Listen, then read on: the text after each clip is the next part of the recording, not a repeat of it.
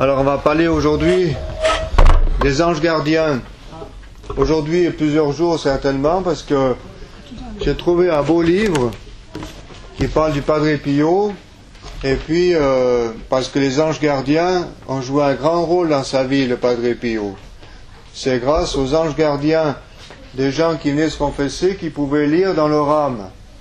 Alors quand ils disaient pas tout, l'ange gardien disait au Padre Pio, il n'a pas dit ça, il n'a pas dit ça. Un jour, il y a un monsieur qui est venu, c'est un exemple, et puis c'est sa femme qui l'a poussé un peu à aller se confesser. Et Padre Pio lui dit, alors, ça fait combien de temps que tu t'es pas confessé? Oh, 5 anni, 5 ans. Et Padre Pio dit, ça fait 12 ans. Ça fait 12 ans et c'était le jour de ton mariage, c'est pas vrai? Tu es obligé de dire que c'était la vérité. Vous voyez, les anges gardiens sont toujours à côté de nous et peuvent nous aider pour une infinité de choses, et matérielles et spirituelles. Maintenant, les gens, ils croient plus aux anges, ils croient à des forces, à des énergies, à des chakras. Ça vient du bouddhisme, mais ça n'a rien à voir avec la réalité. Dieu a créé des anges et il les a créés tous bons. Dieu peut faire que des bonnes choses. Donc il a créé que des anges qui sont bons, pas de démons. Et les démons n'ont pas été créés par Dieu. Mais le bon Dieu, qui a créé ces milliards d'anges, pour leur donner le bonheur du ciel, leur a demandé une épreuve. Il fallait qu'ils adorent à l'avance la venue de Jésus. Qu'ils acceptent que Dieu se fasse homme et qu'ils l'adorent même en tant qu'homme. Jésus fait homme, il fallait l'adorer. Et là, Lucifer, il n'a pas voulu s'abaisser devant un homme-dieu. Il aurait aimé que ce soit lui qui s'incarne et puis que tout le monde l'adore et qu'il soit le sauveur du monde. Il n'a pas voulu dépendre d'un autre. Par jalousie, il a voulu être le plus grand. Et immédiatement, il s'est précipité lui-même en enfer. L'enfer, c'est être loin de Dieu, être privé de Dieu. Alors, il y a eu, vous savez, c'est dans la Bible, un grand combat dans le ciel. Alors, ils ne sont pas bagarrés avec des coups de poing. Les anges, ils n'ont pas de corps. Ils ne peuvent pas sentir des coups de poing ni des coups de pied. Ça arrive des fois, chez nous, qu'il y ait des coups de pied et des coups de poing. Il ne faudrait pas. Si on était des anges, on ne pourrait pas. Alors, comment ils se sont battus, les anges? Les bons anges et les mauvais anges. Ils se sont soufflés dessus. Puis celui qui soufflait le plus fort, il a été chassé. Là, ils n'ont pas de poumons, ils ne peuvent pas se souffler dessus. Comment ils sont battus? Eh bien, les armes de Saint Michel Archange, c'est l'humilité et l'obéissance. L'humilité, la soumission à Dieu, l'obéissance à ce que Dieu lui demandait, d'adorer Jésus qui se ferait homme, et ça chasse les démons. L'humilité et l'obéissance. Vous vous rappelez, samedi passé, on avait parlé de Saint Pierre Claver, qui avait été attaqué par le démon plusieurs fois, et il disait qu'il le chassait par ces deux armes, l'humilité et l'obéissance. Oui, ça revient là. Obéir aux 10 commandements et s'humilier, accepter ce que Dieu nous demande tous les jours. Aujourd'hui, il nous demande d'avoir mal aux pieds, demain, il nous demande d'être insulté par un autre, après-demain, il nous demande tel ou tel imprévu. C'est Dieu qui commande. L'humilité, ça chasse les démons. Oui. Alors, les bons anges, eux, parce qu'ils ont accepté d'obéir au bon Dieu, ils ont reçu 2 grâces. Immédiatement, ils ont eu le bonheur du ciel. Maintenant, les anges gardiens qui sont à côté de nous voient Dieu et ont la béatitude, la vision béatifique.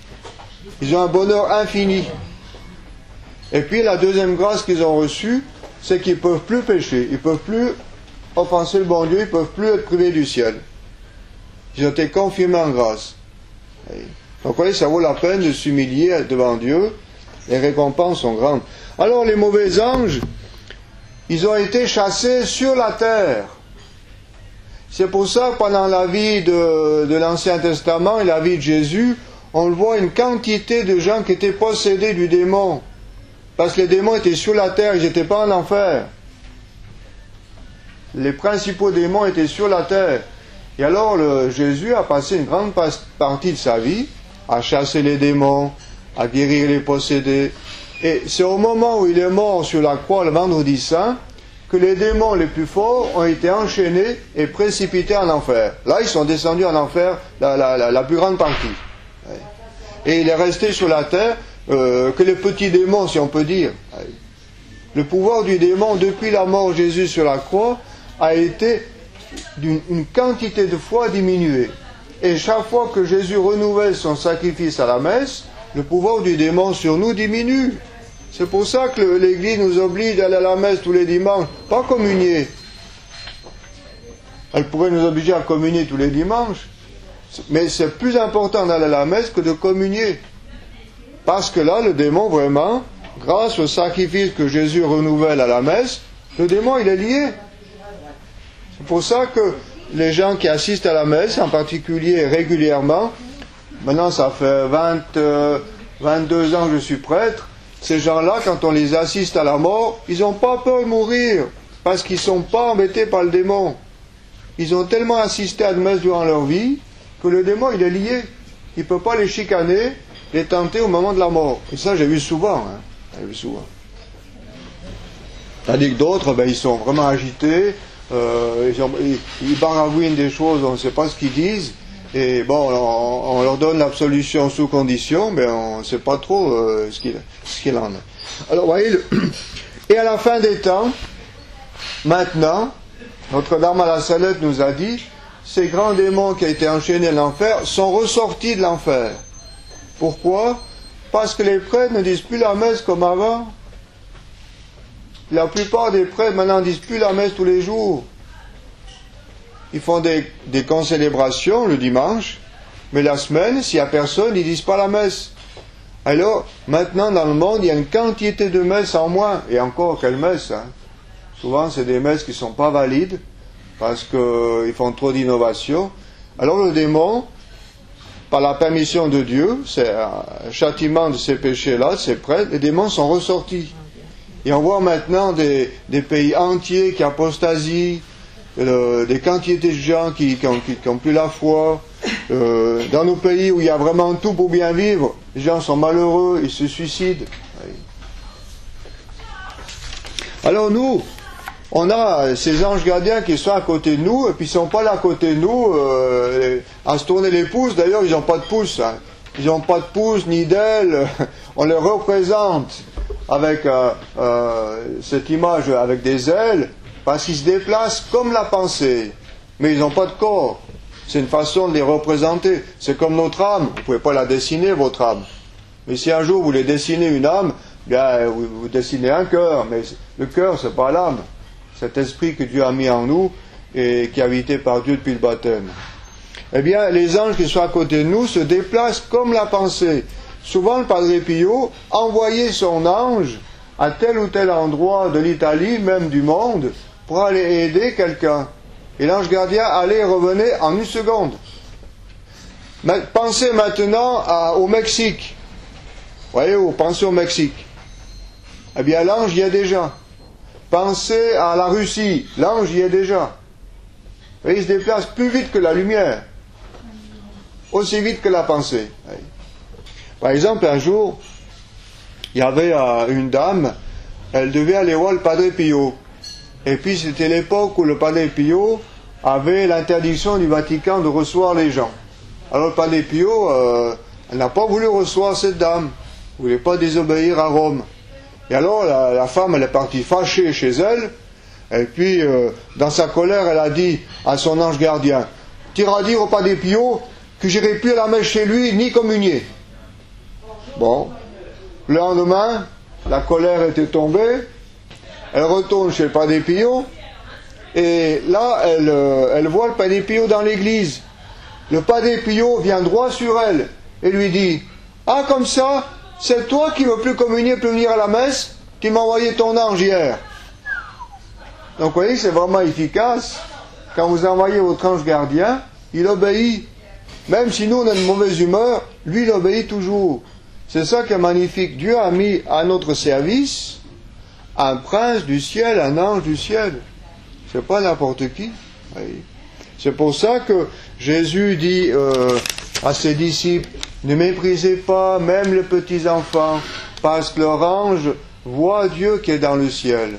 Et il rapporte au bon Dieu tout ce qui se passe avec leurs protégés. Alors bien sûr que vous avez de la peine à marcher. Priez souvent votre ange gardien, il vous aidera à ne pas tomber à votre son.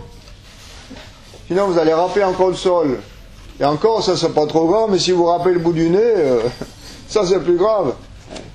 Le Don Bosco, bonjour. Bonjour. Don Bosco enseignait, il y a une place là-bas. Don Bosco enseignait beaucoup à ses enfants et aux gens qui venaient chez lui à prier l'ange gardien.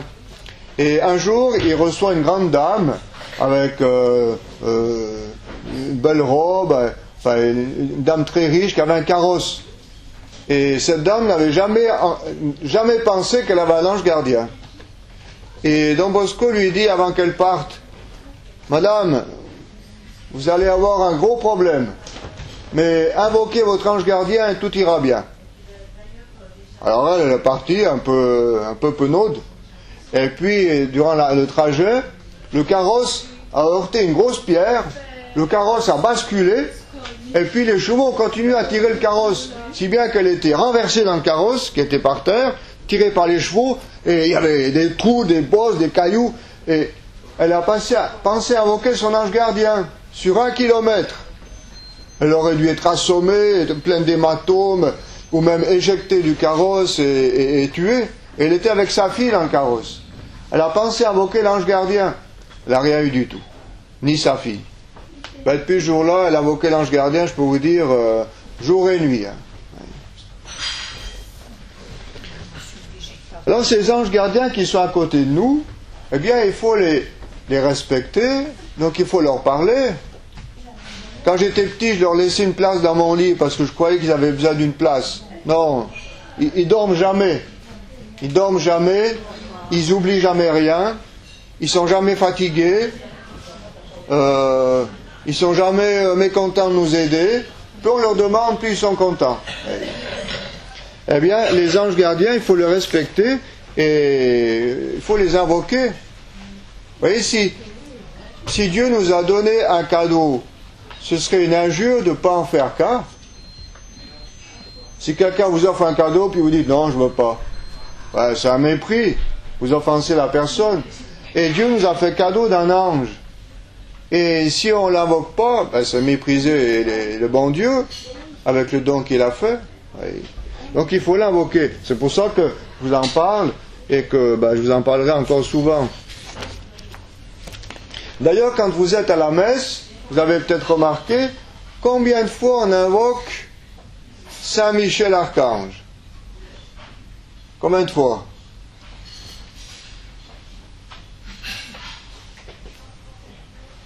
Cyril? Entendu. Combien de fois pendant la messe on invoque Saint Michel Archange? On l'invoque en tout cas après la messe, puis quand aussi pendant la messe. Juste. Exactement 2 fois, je sais pas exactement. À la fin de la messe, prière à Saint Michel Archange, prière de Léon XIII. Léon XIII, il a vu justement les démons ressortir de l'enfer. C'était vers 1900. Et puis pendant la messe, 3 fois, aux 2 confiteors, on prie Saint Michel Archange. Je confesse à Dieu, il y a Saint Michel Archange, il y a Saint Jean-Baptiste. Et puis, après la consécration, on demande, le prêtre s'incline sur l'autel, et le prêtre demande à Dieu que le Saint-Ange qui est là, debout à côté de l'autel, emmène devant Dieu le sacrifice qui vient de se réaliser. C'est Saint Michel. Un jour, je ne sais plus quel saint, il me semble que c'est Saint Bernard, il disait la messe, et au moment où il a fait cette prière, il a vu Saint Michel prendre le calice et l'hostie consacrée, monter au ciel, offrir ça au bon Dieu, et puis redescendre le calice et l'hostie sur l'autel. Les anges, ils sont partout. Quand vous entrez dans une maison, il y a un ange gardien de la maison, si la maison a été bénie. Quand vous entrez dans une ville, il y a un ange gardien de la ville. Quand vous entrez dans un pays, il y a un ange gardien du pays. le saint curé d'Ars, quand il est arrivé à Ars, il s'est mis à genoux devant le village et il a invoqué l'ange gardien du village d'Ars. Quand l'ange est apparu à Fatima aux trois petits, l'ange dit aux trois enfants, je suis l'ange gardien du Portugal. Vous voyez? Il y a des anges partout. Et alors nous, qu'est-ce qu'on doit faire? Nous, on doit remplacer les places vides du ciel. Tous ces anges qui étaient bons, qui sont devenus des démons, on doit remplacer leur place. On doit prendre leur place dans le ciel. Et c'est pour ça que Dieu nous a donné des anges gardiens pour nous protéger. Alors si vous lisez la Bible et la vie de Jésus, les anges sont partout. Bonjour. Les anges sont partout. C'est un ange qui vient annoncer à Zacharie la naissance de Jean-Baptiste. Sainte Élisabeth, la femme de Zacharie, avait quel âge quand elle a mis au monde Saint Jean-Baptiste? 30 ans? 14 ans? 40 ans? 72 ans! 72 ans. Alors Zacharie, il a rigolé quand il a entendu ça. Oh, oh, oh, oh. Ah, tu rigoles? Eh bien, tu seras muet jusqu'à ce qu'il sera né. Oh. Et il a été muet. Et 9 mois après, Saint Jean-Baptiste naissait, et tout le monde voulait l'appeler Jean. Et non, tout le monde voulait l'appeler Zacharie. Et Zacharie a pris une tablette et a marqué son nom est Jean. Et immédiatement, il a pu parler. Vous voyez, l'ange l'a rendu muet. Les anges sont aussi chargés par Dieu de nous punir. Hein. Quand vous lisez l'histoire de Moïse et du peuple de l'Ancien Testament, il y avait un peuple ennemi, les Assyriens. Les Assyriens.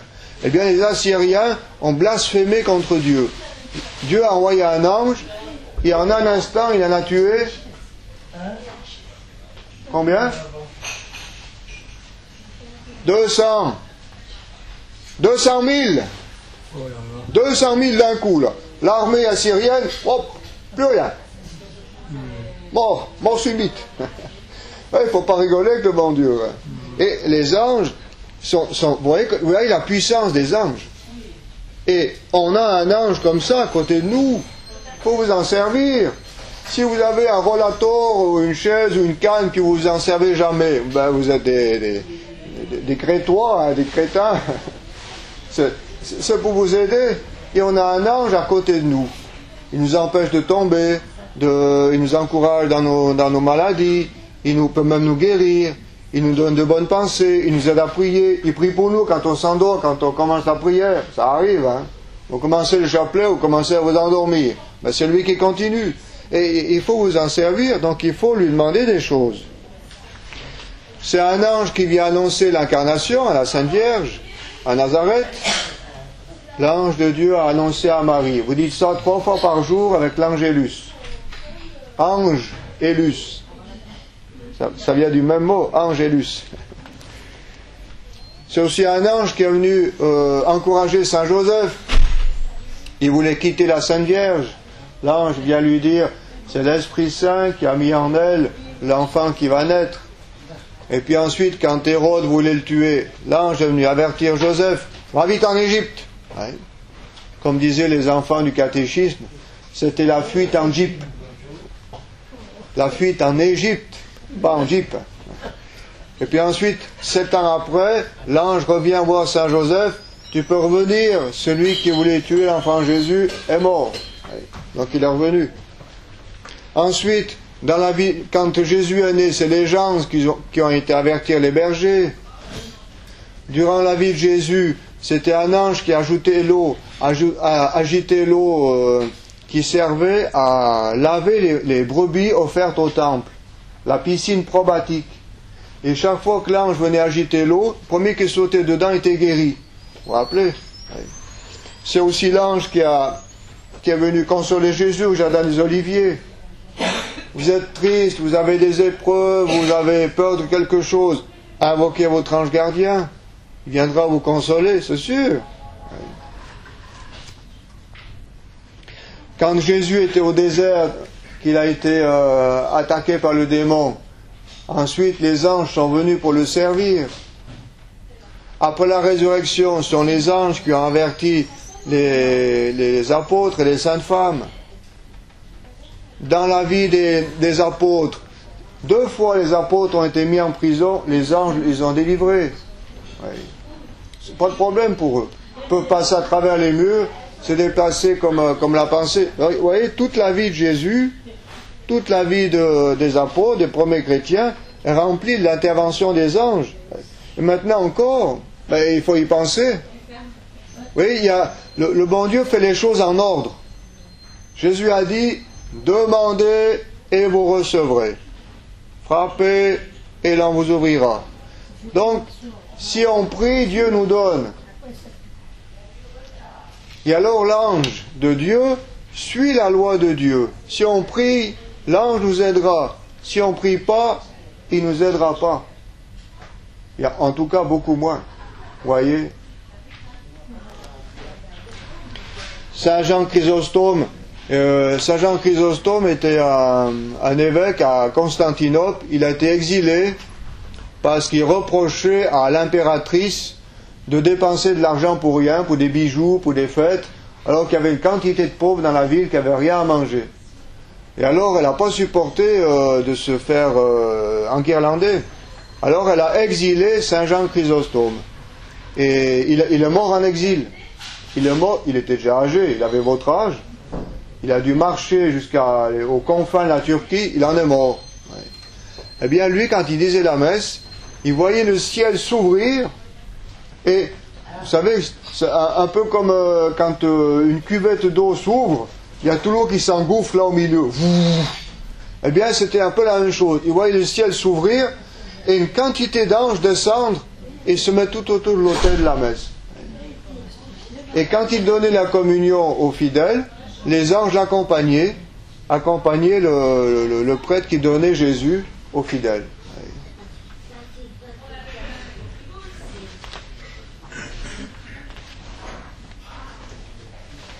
Sainte Brigitte aussi a vu les anges pendant la messe. Il voyait le prêtre qui tenait l'hostie. Au moment où l'hostie était consacrée, l'hostie disparaissait, un agneau magnifique prenait sa place, et toute une kyrielle d'anges venait à genoux adorer l'agneau qui était dans les mains du prêtre, adorer Jésus. Voici l'agneau de Dieu. Oui.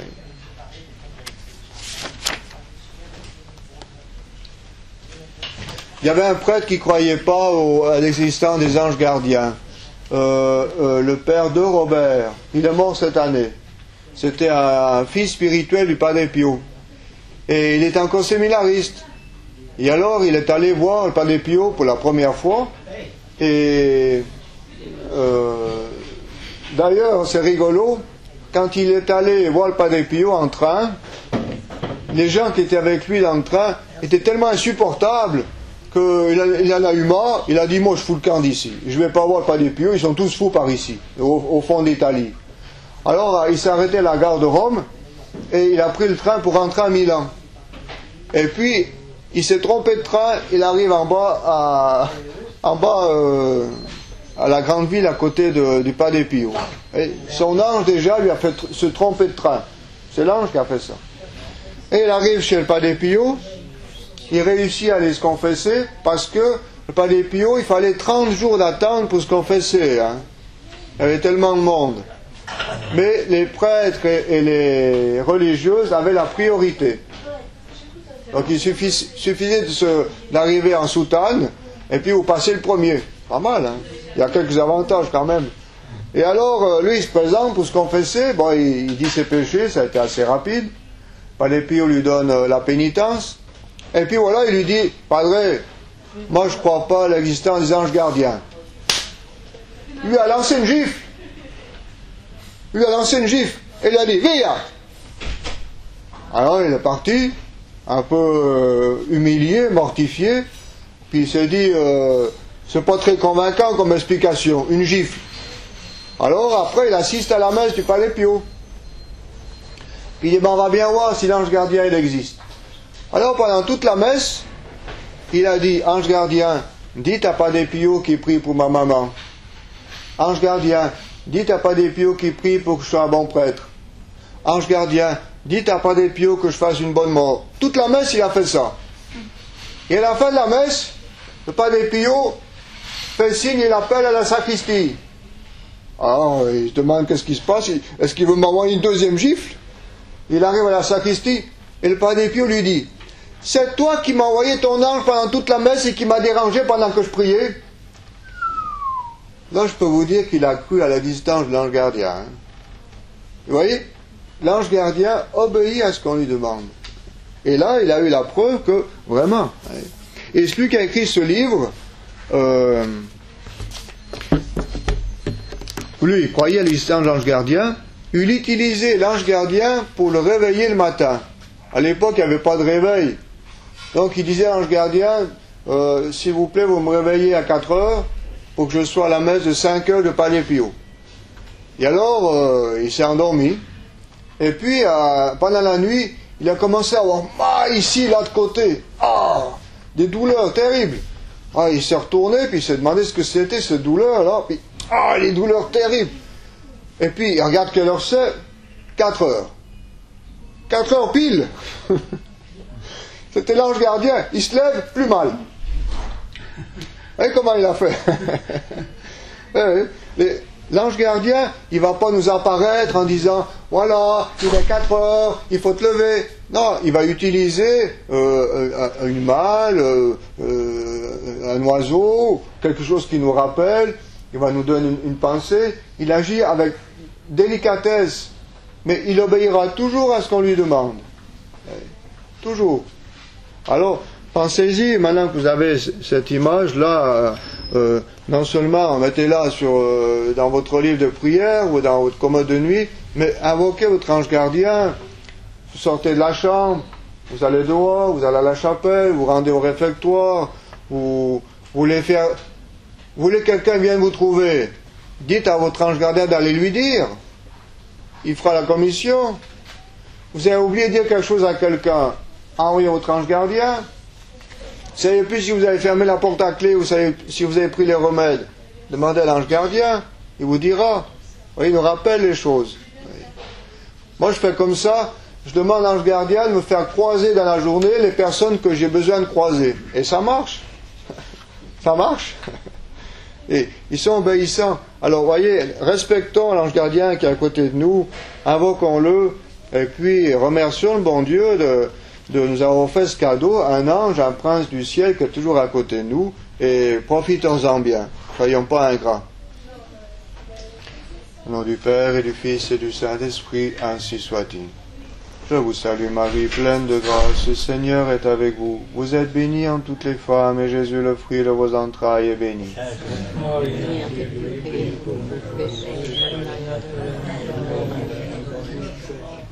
Nos saints anges gardiens, Sainte Thérèse de l'Enfant Jésus, Benedictio Dei Omnipotentis, Patris et Filii et Spiritus Sancti, descendat super vos et mania semper.